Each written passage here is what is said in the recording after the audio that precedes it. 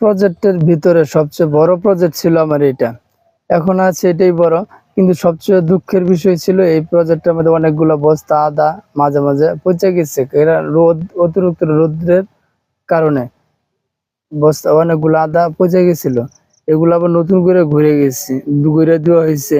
কিন্তু আমি অনেক টেনশনে ছিলাম যে আদা এটা প্লটটা কি আমার ক্ষতিগ্রস্ত হয় কিনা।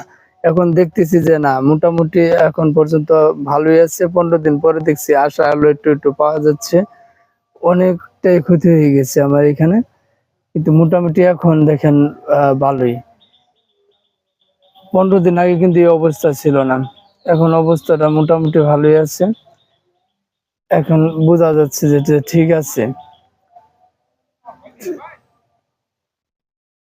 মানে 10-5টা পর পর একটা করে আমরা সমস্যা হয়ে গেছিল। এখন মোটামুটি ভালোই আছে, চলতেছে। এখন গাছগুলো